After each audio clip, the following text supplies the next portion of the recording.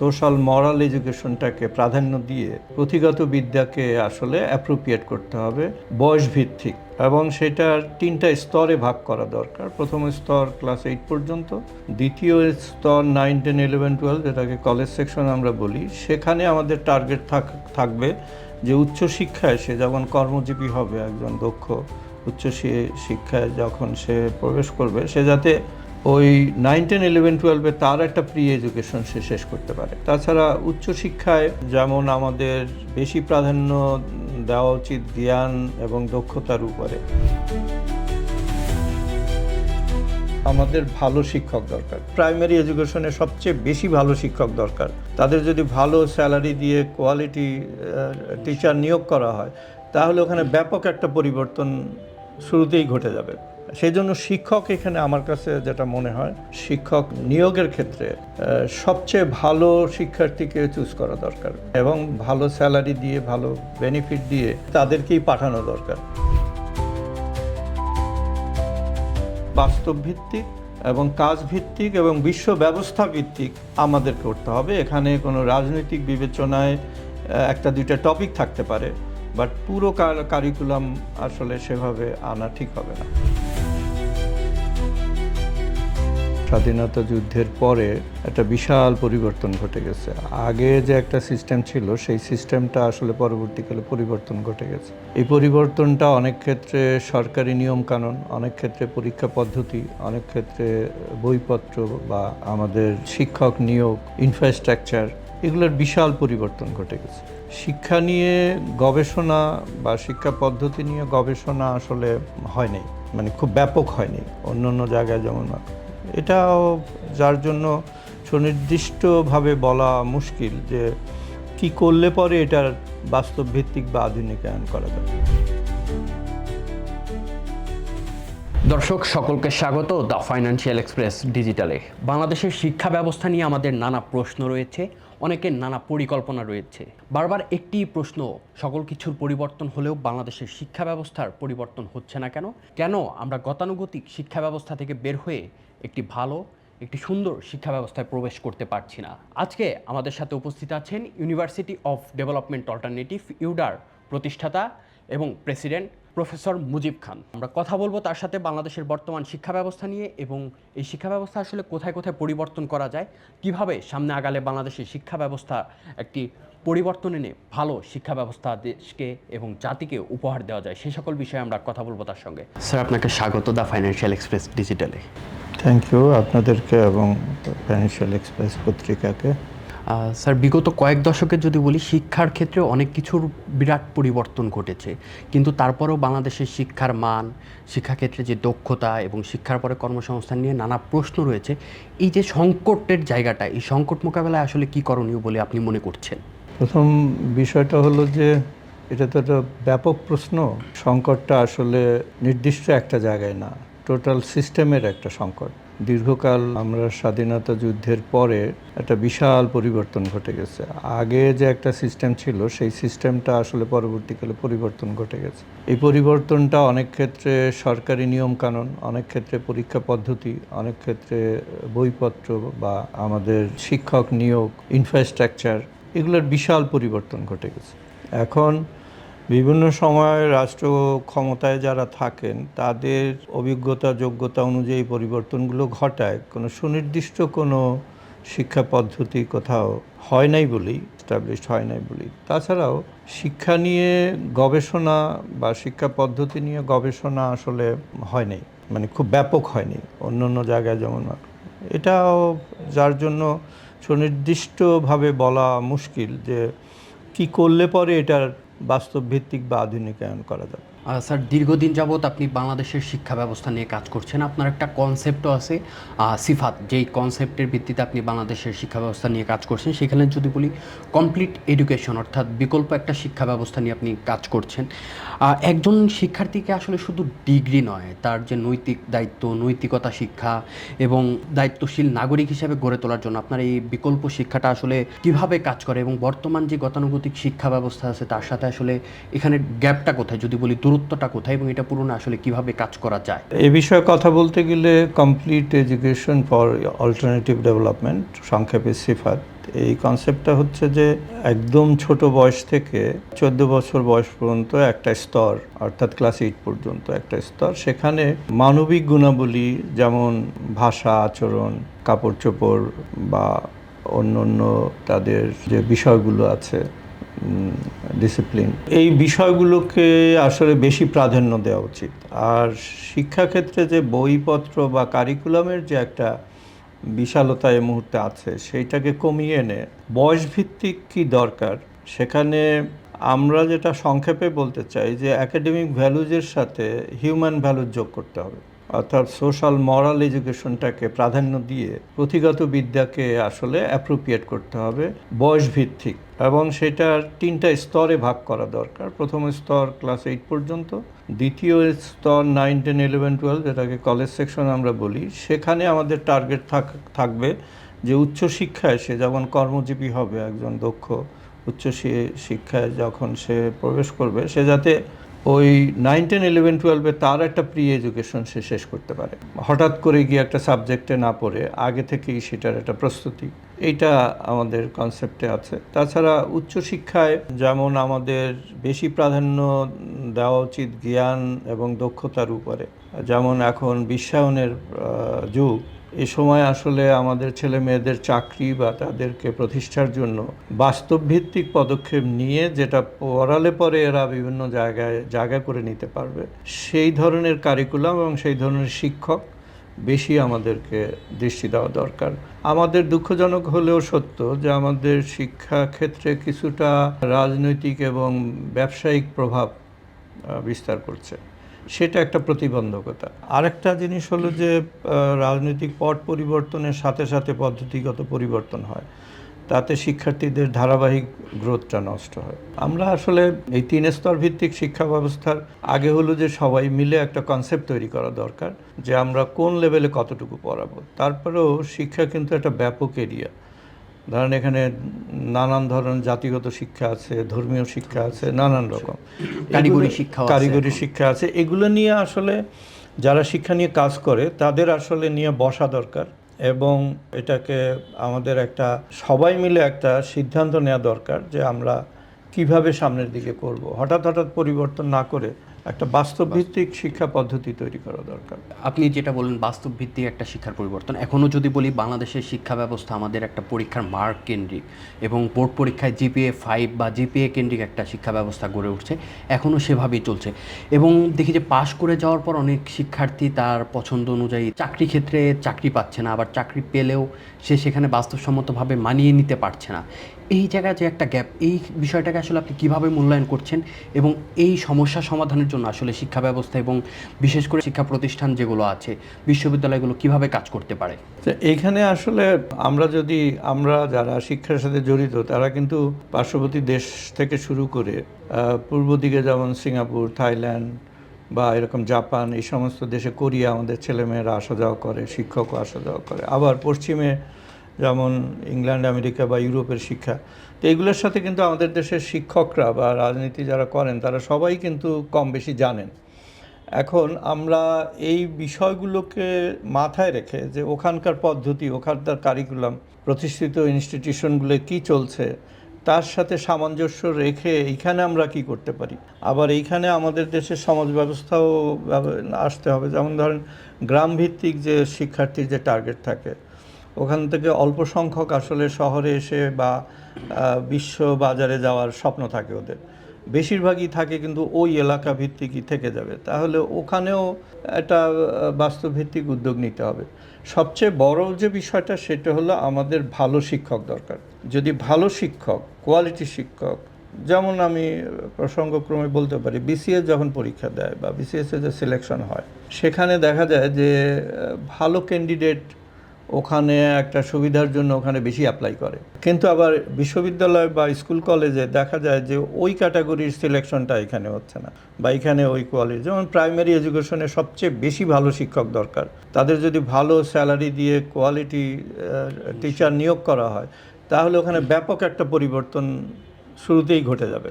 সেই জন্য শিক্ষক এখানে আমার কাছে যেটা মনে হয়, শিক্ষক নিয়োগের ক্ষেত্রে সবচেয়ে ভালো শিক্ষার্থীকে চুজ করা দরকার এবং ভালো স্যালারি দিয়ে, ভালো বেনিফিট দিয়ে তাদেরকেই পাঠানো দরকার।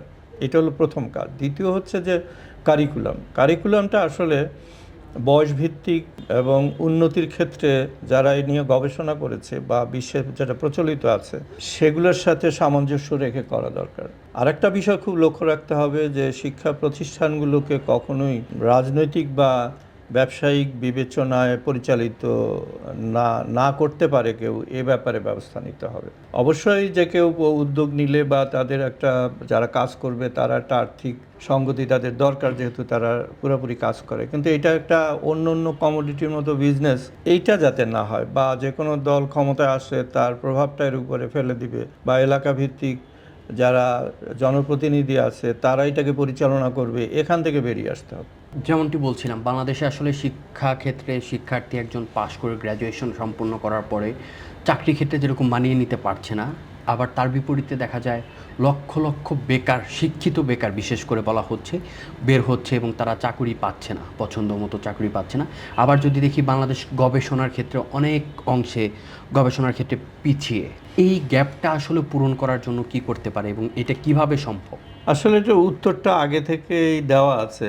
যেমন যে কোনো শিক্ষা প্রতিষ্ঠান, এটা পাবলিক বিশ্ববিদ্যালয়ের মধ্যে ঢাকা ইউনিভার্সিটি হোক বা অন্য জাহাঙ্গীরনগর হোক বা বড় বড় বিশ্ববিদ্যালয় হোক, আবার প্রাইভেটের ক্ষেত্রে যেমন বেশ কয়েকটা প্রথম সারির প্রাইভেট ইউনিভার্সিটি আছে যে সেখানে কিন্তু গবেষণা হচ্ছে, পাবলিকেও হচ্ছে। কিন্তু যে কথা আসে যে গবেষণার পারপাসটা কি, গবেষণার পারপাসটা যদি হয় যে টিচারের গবেষণা দেখানো অথবা সরকারি একটা তহবিল বা বাইরের একটা তহবিলকে খরচ করা, তাহলে উদ্ভাবনী বিষয়গুলো আসবে না। বিদেশেও যেমন ফান্ডিং হয় বড় বড় বিশ্ববিদ্যালয়ে নানান রকম, আর এখানের উদ্যোক্তাদের সাথে শিক্ষা ব্যবস্থার সাথে সম্পৃক্ততা নাই।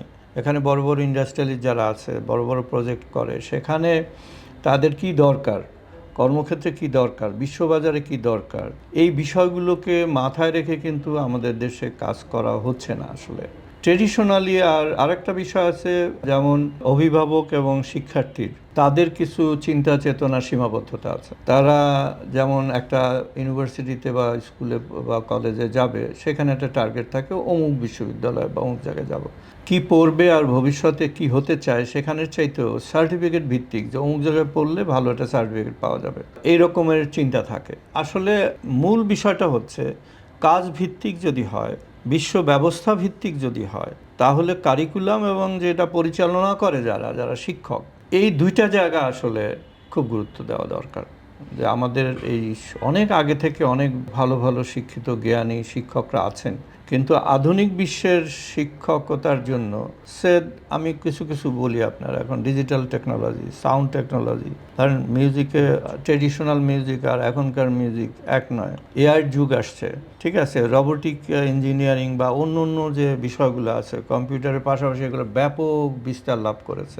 এখন আপনার নিশ্চয়ই এর সাথে যারা পড়াশোনা করেছে, এর সাথে যারা সম্পৃক্ত দেশে বা বিদেশে, তাদেরকে এনে কারিকুলাম তৈরি করে স্টুডেন্টদেরকে তৈরি করে ওয়ার্ল্ড মার্কেটে বা দেশীয় মার্কেটে ছাড়তে হবে, তাহলেই তারা চাকরি পাবে। ইমোশনালি একটা সাবজেক্ট চুজ করে সেখান থেকে একটা সার্টিফিকেট, ভালো একটা রেজাল্ট করে চাকরি খুঁজলে চাকরি পাবে না। চাকরির বাজার ভিত্তিক দরকার। আর একটা নিয়ে যে জিনিসটা নিয়ে আমি কাজ করছি সেটা, বা আমরা এখানে কাজ করছি, সেটা হলো ভালো জ্ঞানী মানুষ তৈরি করতে হবে। ভালো মানুষ, জ্ঞানী মানুষ। মানুষটা যদি খারাপ হয়, সে জ্ঞানী হয়েও কোনো লাভ নেই, বরং তার জ্ঞানটা দেখা যাবে খারাপ কাজে ব্যবহার করছে। তো সেটা একটা বড় ঘাটতি আমাদের দেশে আছে, সেটা রাজনীতি বলি বা অন্য ক্ষেত্রে বলি, ভালো দক্ষ জ্ঞানী মানুষের খুব অভাব, খুবই অভাব। এখন কর্মজীবনে যেতে গেলেই যে নিয়োগদাতা সে কিন্তু প্রথমেই চাইবে ওর জ্ঞান ভিত্তিক কী অবস্থা আর ও মানুষটা কেমন, এই দুইটা জায়গায় চাইবে। আর চলমান প্রক্রিয়ায় যারা এমপ্লয়ার আছে তারা কিন্তু বিশ্বস্ত ভালো মানুষ খোঁজে সবসময়। যদি জ্ঞানী খারাপ মানুষ হয় তাকে অ্যাভয়েড করে বা তার উপর আস্থা কম রাখে। সেই জন্য আমাদের শিক্ষার মধ্যেই জ্ঞান ভিত্তিক বিকাশ ঘটানোর যেমন প্রয়োজন, তেমনি একজন ভালো মানুষ হওয়ার জন্য নীতি আদর্শের বিকাশ ঘটানোর জন্য শিক্ষাকে সম্পৃক্ত করা দরকার, যেটা সিফাত কনসেপ্টে আমরা বলছি। এবং কারিকুলাম আসলে ছোটোখাটো পরিবর্তনে এটা হবে না। এটা নিয়ে যে গবেষণা হয়েছে সেই ভিত্তিক আরও যারা এক্সপার্ট আছে তারা বসে টোটাল যে স্তরভিত্তিক কিভাবে বিন্যাস করবে এবং উচ্চশিক্ষায় কিভাবে পড়াশোনা করলে পরে সে বিশ্ববাজারে বা কাজভিত্তিক বা বাজার ভিত্তিক তার যে পড়াশোনাটা কাজে লাগবে সেই ধরনের বিষয়গুলো আসলে এটা ছোট একটা কোশ্চেন হলেও ভাবনা এবং ইয়েটা কিন্তু অনেক ব্যাপক। আপনার প্রশ্নে এইখানে আসলে উত্তরে অনেক কিছু চলে এসেছে। তারপর আরেকটা প্রশ্ন থেকেই যাচ্ছে, অটোমেশন, এখন যদি বলি কৃত্রিম বুদ্ধিমত্তা এবং অটোমেশন ব্যবহার হচ্ছে এবং বহির্বিশ্ব অনেক এগিয়ে গেছে, আমরা বাংলাদেশ সেই তুলনায় হয়তো অনেকটা এগোতে পারিনি। তো সেখান থেকে আসলে বহির্বিশ্বের সাথে প্রতিযোগিতা করার জন্য বাংলাদেশের কৃত্রিম বুদ্ধিমত্তা, এআই, অটোমেশন বলি, সেই জায়গায় আসলে কাজ করার জন্য বাংলাদেশের বিশ্ববিদ্যালয়গুলো এখন কিভাবে কাজ করতে পারে এবং কিভাবে এই জায়গায় আমাদের নিজেদেরকে আরও স্বাবলম্বী গড়ে তোলা যায়? আপনি যেগুলো মেনশন করলেন এটা ব্যাপক বিস্তার লাভ করেছে এত দ্রুত। যেমন একটা টেলিফোনের মডেল চেঞ্জ হয়ে নানান অপশনগুলো দিচ্ছে, তারা কিন্তু বছরের মধ্যে 2-3টা চেঞ্জ করে, কিন্তু একটা শিক্ষা প্রতিষ্ঠান কিন্তু এত তাড়াতাড়ি চেঞ্জ করতে পারবে না, কারণ শিক্ষক দরকার হবে, এক্সপার্ট দরকার হবে, এনভায়রনমেন্ট ক্রিয়েট করতে হবে, ইকুইপমেন্ট দরকার হবে শিক্ষানোর জন্য। এর জন্য ফান্ডিংয়ের ব্যাপার আছে, কারণ এগুলো নিজস্ব উদ্যোগে ফান্ড ক্রিয়েট করলেও সেজন্য সময় লাগবে। কাজেই একটু সময় দিয়ে এক্সপার্ট এনে বিনিয়োগ করলে পরেই এই উন্নতিটা সম্ভব। আদারওয়াইজ যেটা হচ্ছে এখন বিভিন্ন বিশ্ববিদ্যালয় কিন্তু করছে, এআইও চালু করছে, ডিজিটাল টেকনোলজি চালু করছে, কম্পিউটার এডুকেশনের যে বিভিন্ন ধরনের ব্রাঞ্চ আছে সেখানে কাজ করছে, কিন্তু মূল সমস্যাটা কিন্তু শিক্ষক। আমি সবসময় বলবো শিক্ষক গাছতলায় বসে একজন ভালো মানুষ তৈরি করেছেন এক সময়। এখন আমরা যারা শিক্ষা নিয়ন্ত্রণ করি তারা বলি আগে বিল্ডিং বানাও তারপরে শিক্ষা। তো শিক্ষক এবং শিক্ষা উপকরণ আপনি যেটা বললেন, প্রযুক্তিগত শিক্ষার জন্য প্রযুক্তি রিলেটেড আপনার ইকুইপমেন্ট দরকার, সেগুলো আনার জন্য বিনিয়োগ দরকার। এ ব্যাপারে যদি সরকার বা বেসরকারি পর্যায়ের লোকজন যদি এগিয়ে না আসে তাহলে এটা হয়তো কাগজপত্রেই সীমাবদ্ধ থাকবে। যেমন গবেষণার কথা বলছেন আপনি, গবেষণায় যে পরিমাণে টাকা লাগে বা যে পরিমাণে খরচ হয়, যে পরিমাণে মেধাবী শিক্ষক শিক্ষার্থীদের সমন্বয় ঘটাতে হয়, সেটা এখন খুবই লিমিটেড হয়ে গেছে।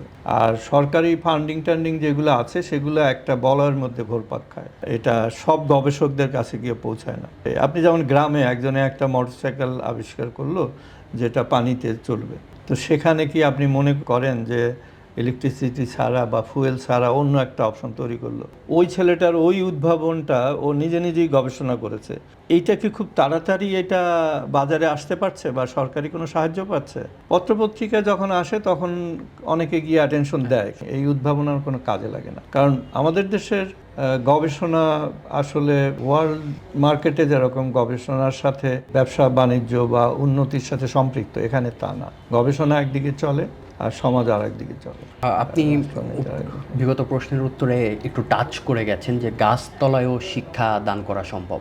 আসলে আমরা যদি এখন ভাবি শিক্ষা প্রতিষ্ঠান বা শিক্ষা গ্রহণের যে জায়গাটা, বড় ক্লাসরুম, এসি করা, নন এসি বা ফ্যান দেওয়া, ভালো ইকুইপমেন্ট অর্থাৎ চেয়ার টেবিল, ভালো মোটামুটি একটা সাপোর্ট দেওয়া, এবং সেইটাকে আমরা আসলে ভাবি যে একটা ক্লাসরুম, সেখানে আসলে গাছতলায় বর্তমান সময়ে এসে শিক্ষাদান করানো কতটা সম্ভব এবং এর মাধ্যমে আসলে কতটুকু প্রকৃত যে শিক্ষা শিক্ষার্থীদেরকে দেওয়া, এটা কিভাবে সম্ভব বলে মনে করেন?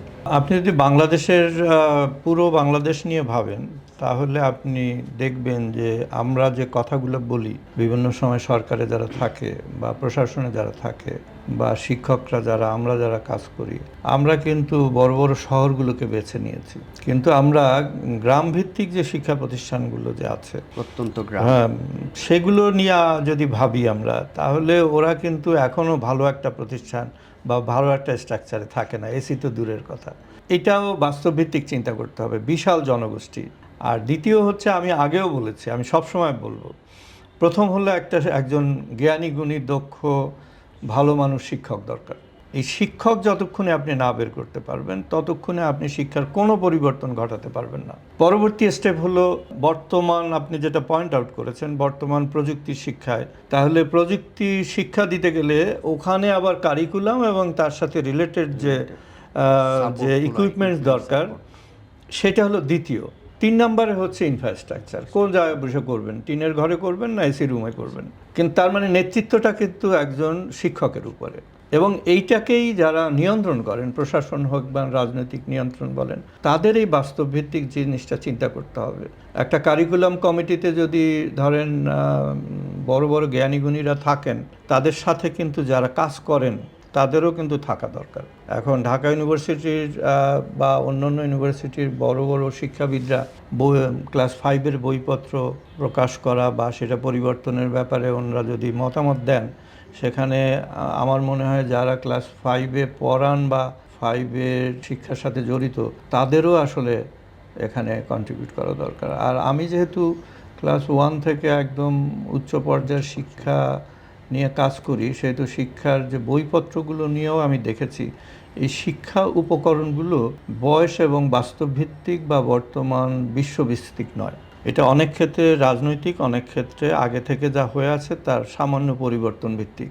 তো আপনি যে কথাটা বললেন যে প্রযুক্তি ভিত্তিক, বিশ্ব ব্যবস্থা ভিত্তিক, তাহলে কারিকুলামগুলো নিয়ে এত আমরা টানা হেঁচড়া না করে আপনি 10টা দেশের প্রতিষ্ঠিত শিক্ষা প্রতিষ্ঠানের কারিকুলাম নিয়ে এসে দেখেন ওখানে কি আছে, তারপরে না আপনি বিশ্ববাজারে যাবেন। এখানে তো আমাদের কারিকুলামের সাথে তো নিশ্চয়ই অনেক পরিবর্তন প্রয়োজন, শিক্ষকেরও প্রয়োজন। আপনি শিক্ষক নিয়ে অ্যানালাইসিস করেন, গ্রামে যে প্রাইমারি স্কুলে আপনি আজকেও পত্রিকা আছে যে 55% শিক্ষা প্রতিষ্ঠানে হেডমাস্টার নাই। তা আগে ওখানে হাত দেন, যে ওখানে 2-4 জন একদম দেশের সেরা যারা পড়াশোনা করে যারা বের হয় তাদেরকে ভালো একটা স্যালারি দিয়ে ওখানে 5 জন করে পাঠান, তারপরে ওনারাই দেখবেন যে উন্নত শিক্ষা ব্যবস্থা ওখান থেকে তৈরি করবে। এবং তাদেরকে খুলে দেন যে বিশ্ব ব্যবস্থায় যা এখন প্রযুক্তি এবং যে আধুনিক শিক্ষা ব্যবস্থা চালু হয়েছে সেই অনুযায়ী তোমরা বাচ্চাদেরকে গঠন করো, দেখবেন যে ওরা কিন্তু ওই ভাঙা ঘরের মধ্যে ওরা এগুলো করতে পারবে। কিন্তু আমরা যদি ওই আগে বিশাল বাজেট এবং তারপরে বড় একটা স্ট্রাকচার বানাবো, তারপরে আমরা টিচার নিয়োগ করব, সেই টিচার নিয়োগের আবেদনের মিনিমাম রিকোয়ারমেন্ট 2nd ক্লাস, তাহলে আপনি পরবর্তীকালে এটার রেজাল্ট তো আপনাকে বহন করতেই হবে। আপনার কথায় যদি বলি, এখনো পর্যন্ত সারমর্ম যদি আসে, আপনি বলছেন একটা ভালো শিক্ষক দরকার, ভালো একজন শিক্ষক দরকার, জ্ঞানী গুণী ভালো মানুষ। এর সাথে আপনি যেটা বলছেন একটা ভালো একটা নির্দিষ্ট কারিকুলাম, এই দুইটা জায়গায় যদি বলি, আসলে একজন ভালো শিক্ষক, যেরকম বাংলাদেশের শিক্ষকদের যদি বেতনের কথা বলি, বিশেষ করে প্রাইমারি স্কুলে শিক্ষকদের খুব একটা বেতন ভাতা হয়তো খুব কম, এটা আপনারা হয়তো বেশি ভালো জানেন, কাজ করছেন, খুব কম শিক্ষকদের বেতন ভাতা, এবং প্রত্যন্ত অঞ্চলে সুযোগ সুবিধা তো একেবারে নেই বললেই চলে, সেখানে আরও কম। এছাড়া যদি বলি যে শিক্ষার যে কারিকুলাম বারবার প্রতি বছর এবং সরকারের সাথে সাথে দেখা যায় কারিকুলামও পরিবর্তন হচ্ছে। আসলে এখানে শিক্ষকদেরকে ইনক্রিজ করার জন্য, শিক্ষকদেরকে বেতন ভাতা আরও বাড়ানোর জন্য, তাদের সুযোগ সুবিধা দেওয়ার জন্য, এবং একটা ফিক্সড কারিকুলাম, ইন্টারন্যাশনাল স্ট্যান্ডার্ডের একটা কারিকুলাম, এই দুটা জায়গা আসলে কেন সম্ভব হচ্ছে না বাংলাদেশে? আমরা সরকার পরিবর্তনের সাথে সাথে বিভিন্ন বিষয় পরিবর্তন দেখি, কিন্তু এখানে কোনো ফিক্সড বা কোনো প্রবলেম সলিউশন, একটা প্রপার সলিউশন কেন আসছে না বলে মনে করে? এটা আমি আসলে বহু বছর যাবৎ কাজ করতে গিয়ে বিভিন্ন সরকারের সাথেও যোগাযোগ বা তাদের চেষ্টাগুলো দেখেছি। তো এক্সিস্টিং সিস্টেমে হিউজ লোকজন জড়িত, যেমন ধরেন প্রাইমারি স্কুলে বর্তমানে যারা পড়ান তাদের সংখ্যা আপনার জানা আছে নিশ্চয়ই। এখন সরকার যদি এখন নতুন নিয়োগ দিতে চায় বেশি বেতন দিয়ে, ওখানে আগের টিচারদেরকে সেই বেতনে না আনলে ওনারা আন্দোলনে যাবেন। আবার যদি আনতে হয়, বেতন বৃদ্ধি করতে হয়, তাহলে সরকারের বিশাল একটা বাজেট লাগবে, যেটা সরকারের হাতে হয়তো নাই। সেক্ষেত্রে সামাজিকভাবে আমি যেহেতু সমাজ নিয়ে কিছুটা কাজ করি, সব কিছুকে আগের জিনিসটাকে বিভিন্ন সময় পরিবর্তন করে রেজাল্ট আসবে না। এখানে সমাজভিত্তিক একটা ব্যবস্থা গড়ে তুলতে হবে। যেমন ধরেন আপনার এলাকায় একটা স্কুল আছে, ওই স্কুলের মধ্যে ওই এলাকায় যারা প্রতিষ্ঠিত ব্যক্তি আছে, যারা আর্থিক সঙ্গতি আছে, তারা কিছু কন্ট্রিবিউট করতে পারে, তারা কিন্তু তাদেরকে সম্পৃক্ত করতে হবে সরকারের, এবং তারা ইনফ্রাস্ট্রাকচার এবং টিচারদের ভালো টিচার নিয়োগ করলে তাদের স্যালারি, যেমন আমি একটা এক্সাম্পল দিই, একটা ইউনিভার্সিটি থেকে পাশ করা একজন স্টুডেন্ট যদি ভালো রেজাল্ট করে বের হয়ে বিভিন্ন দেশে বিদেশে চাকরি খোঁজে, তাহলে সে কিন্তু 50,000 টাকা যদি বেতন পায়, তাহলে যে কোনো গ্রামে যেতে প্রস্তুত সে, রাইট? তো আপনি ধরে নেন যে আপনি প্রাইমারি স্কুলে 50,000 টাকা বেতন দিব আমরা, সর্বনিম্ন, অথবা আর একটু কমান আপনি 4 জনকে 40,000 টাকা করে দিব, আর যে হেডমাস্টার সে 50,000 টাকা পাবে। 5 জন টিচার থাকলেই প্রাইমারি স্কুল হয়ে যাবে ক্লাস 8 পর্যন্ত। আর যারা টিচার আছে তাদেরকে বলে কই যে আপনাদের মধ্যে যারা পরীক্ষায় যোগ্যতা এক্সপেরিয়েন্স ডেভেলপ করবেন আপনারাও এই স্যালারি পাবেন, আর যারা যোগ্যতা দেখাতে পারবেন না তাদেরকে আগের স্যালারিতে সহযোগী শিক্ষক হিসেবে কাজ করতে হবে। এই আইডিয়াটা চিন্তা করে দেখতে পারেন। এবং এখানে কত টাকা লাগবে এবং ফান্ডটা কোত্থেকে আসবে, ওখানকার রিসোর্সকে, ওখানকার যারা ছেলে মেয়েদের পড়াশোনা করায় তাদের মা বাবা অর্থাৎ অভিভাবকদের সাথে কারা কি দিতে পারে। শিক্ষায় কিন্তু শিক্ষা প্রতিষ্ঠান ছাড়া বাইরে প্যারেন্টসরা কিন্তু অনেক টাকা খরচ করে। তাদের যদি বাইরে কোনো টাকাই খরচ করতে না হয়, প্রাইভেট বা অন্য কোচিং এইসব ব্যাপারে যদি না করতে হয়, ইভেন কি বইপত্র কারিকুলাম এখানেও যদি খরচ করতে না হয়, তাহলে আপনি দেখবেন যে ওইখানে একটা টিম, তাদের সাথে ওই এলাকার লোকজন, যেমন রাস্তাঘাট ব্রিজ বানানোর মতো একটা শিক্ষা প্রতিষ্ঠান যদি বানায় সবাই মিলে, যেখানে কত টাকা খরচ হবে আমরা দিব, সরকারও দিবে কিছু, দেন আপনার অ্যাপ্রোপ্রিয়েট কারিকুলাম দিয়ে ওইখানে দেখবেন যে ইনফ্রাস্ট্রাকচার সব কিছু গড়ে উঠবে। এবং ওই কারিকুলামটা যখন আসবে তখন আমাদের বাস্তব ভিত্তিক এবং কাজ ভিত্তিক এবং বিশ্ব ব্যবস্থা ভিত্তিক আমাদের করতে হবে। এখানে কোনো রাজনৈতিক বিবেচনায় একটা দুইটা টপিক থাকতে পারে, বাট পুরো কারিকুলাম আসলে সেভাবে আনা ঠিক হবে না। এইটা হলো আমার কাছে সলিউশন মনে হচ্ছে আর কি। আপনি যে কথাটা বললেন যে কোচিং সেন্টার, প্রাইভেট এবং গাইড বই, যে বইয়ের একটা সমারোহ দেখি, প্রায় অনেকের 13-14টা করে বই পড়তে হয়। এটা কি মনে হয় যে কোনো সিন্ডিকেটের হাতে আসলে শিক্ষা ব্যবস্থাটা আটকা, যার জন্য এখান থেকে বের হওয়া সম্ভব হচ্ছে না, এবং এটা আদৌ কতটুকু সম্ভব হবে এই সিন্ডিকেটের হাত থেকে বের হওয়াটা?